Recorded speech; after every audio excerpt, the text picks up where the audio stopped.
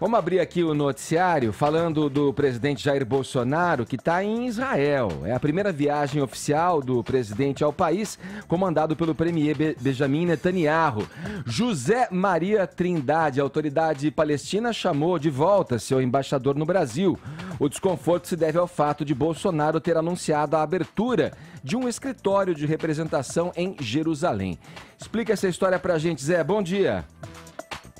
É isso, muito bom dia, Edgar, bom dia a todos. Olha, Edgar, o presidente Jair Bolsonaro, desde a campanha, vem provocando muita polêmica com a decisão dele de campanha de transferir a embaixada do Brasil para Jerusalém. Isso acabou provocando muita confusão e aí a equipe do presidente aconselhou, inclusive militares foram contra essa transferência da embaixada e ele então, para não chegar lá de mãos vazias, decidiu criar um escritório de negócios. Só a criação desse escritório já provocou muita polêmica. A autoridade palestina pediu então a volta do embaixador. A diplomacia, né, ela tem umas linguagens. O pedido de volta do embaixador para explicações, isso tem um simbolismo grande, né? É um simbolismo de descontentamento e de análise e de avaliação, ou seja, a autoridade palestina vai reagir, vai dar uma resposta oficial ao Brasil sobre a abertura do escritório de negócios. Mas o presidente Jair Bolsonaro não descarta a possibilidade de transferência da embaixada para Jerusalém. Diz que até o final do governo dele haverá uma decisão. Veja bem, o Brasil pode ficar prejudicado principalmente na exportação de gêneros alimentícios, principalmente carne. O Brasil produz proteína animal para a região e principalmente em frigoríficos especialmente equipados, com técnicas de abate específicas para a região e pode ficar muito prejudicado se houver qualquer entrave comercial. Por isso mesmo, a bancada ruralista não gostou desta aproximação e, pelos discursos e pela decisão do presidente Jair Bolsonaro em visitar Israel, isso aí ficou muito claro que é uma aproximação, sim, já é uma decisão de governo. Então, a área de agricultura ficou ressentida, está temerosa de repercussões na área comercial com esse gesto político, né, do presidente Jair Bolsonaro. E uma bancada que faz parte da base aliada do governo Bolsonaro. Deixa eu passar a bola para o Caio aqui, Trindade. Alguma coisa, você vê algo de bom aí nessa aproximação bilateral de Brasil com Israel? É um vespeiro e te pergunto, vale a pena mexer nesse vespeiro, Caio, nesse momento especificamente? Essa é a dúvida crucial, né, Edgar? Israel nunca exigiu essa mudança de embaixada, né, a mudança da embaixada brasileira para Jerusalém, capital histórica do povo judeu.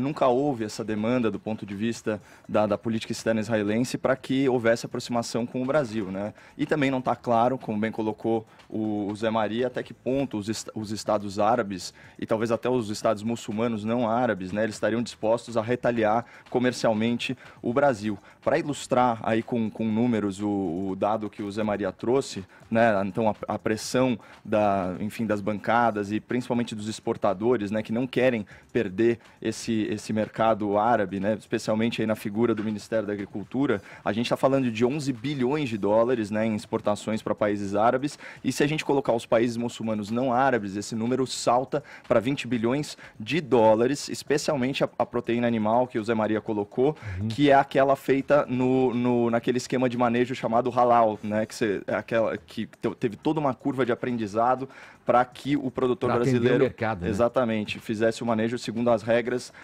do Corão. É importante ressaltar que, nesse momento, né, histórico, Israel sozinho ele não conseguiria compensar uma perda tão vultuosa do ponto de vista de negócio. E também tem um estímulo negativo aí, é uma tristeza reconhecer isso, que essa mudança poderia jogar o holofote do terrorismo internacional para o Brasil.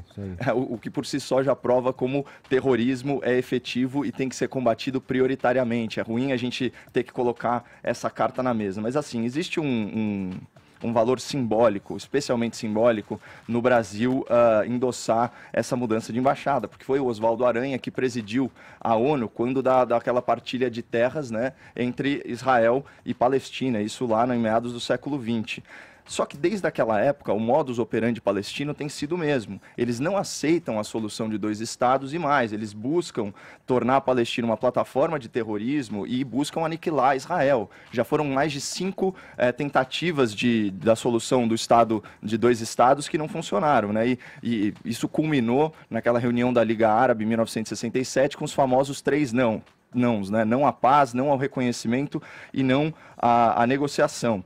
E inclusive por isso também que o primeiro-ministro israelense ele diz, né, ó, o único jeito de atingir a paz é reconhecer a realidade. E a comunidade histórica internacional ainda não está disposta a reconhecer o direito histórico e moral do povo do judeu, porque no final das contas, Edgar, isso daí é um dilema utilitarista. Você tem conflito entre valores morais e as consequências práticas da tua decisão, né? Então é por aí que funciona.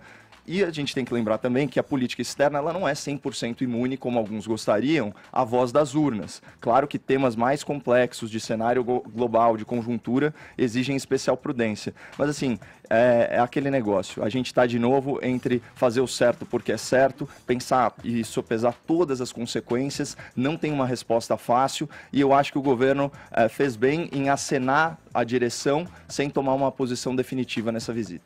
Ô Zé, fora essas questões que a gente colocou, principalmente esses 2 itens aí do Brasil,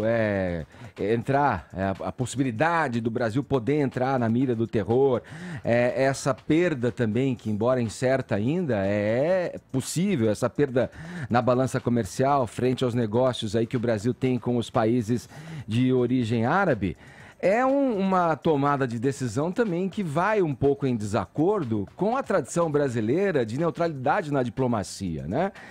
O Brasil sempre procurou ocupar e manter relações multilaterais com vários países, né?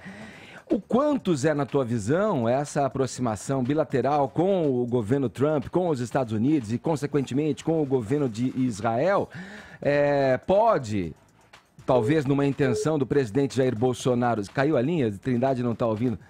A gente vai tentar retomar a ligação com o Trindade. Mas o que eu estava querendo questionar ao Trindade, passar a bola para ele, é o que esse alinhamento bilateral com os Estados Unidos e, consequentemente, com Israel, pode trazer ali... em função de uma posição adotada, uma posição clara do Brasil perante o mundo, um alinhamento, uma posição talvez na cabeça do atual governo de relevância nas questões geopolíticas e comerciais com os outros países do mundo, mas o quanto isso também não pode causar de problemas, quer dizer, uma equação, Trindade, que o futuro vai nos dizer. Retomamos aí com Trindade, Bruno? Tá me ouvindo, Trindade? Olha, Edgar... eu não sei se você me ouviu minha colocação, Zé.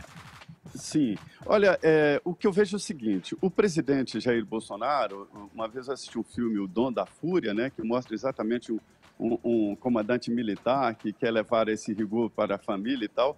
O presidente Jair Bolsonaro tem o dom da polêmica, né? Ou seja, ele define o que tem que ser feito, independente ali das reclamações de um lado ou de outro. E a política internacional brasileira foi muito daquela política antiga, de tentar agradar a todos os lados, e hoje a gente vê que isso é quase impossível. Daí essas polêmicas que são levantadas quando o presidente Jair Bolsonaro se posiciona de um lado ou de outro, e principalmente nas viagens internacionais. Então é normal, de se esperar esse tipo de polêmica e de debate em cada viagem que o presidente Jair Bolsonaro faz. E isso eu considero positivo, e uma estratégia nova de se fazer política tanto doméstica como internacional. Ou seja, haverá sempre reclamações de um lado ou de outro. Nesse caso aí, são várias reclamações, inclusive ideológicas, aí, sobre essa postura. O presidente Jair Bolsonaro é pressionado de um lado pelos evangélicos, né, que gostam dessa aproximação com Israel, e outros nem tanto, inclusive sobre todas essas questões aí que o Caio falou muito bem, sobre atrair a atenção de terrorismo, enfim, mas a política internacional agora é assim, não dá mais para ficar naquela história de estar dos dois lados, né? Valeu, Trindade, obrigado pelas informações, bom trabalho para você em Brasília, um abração, querido. Isso, muito bom dia a todos.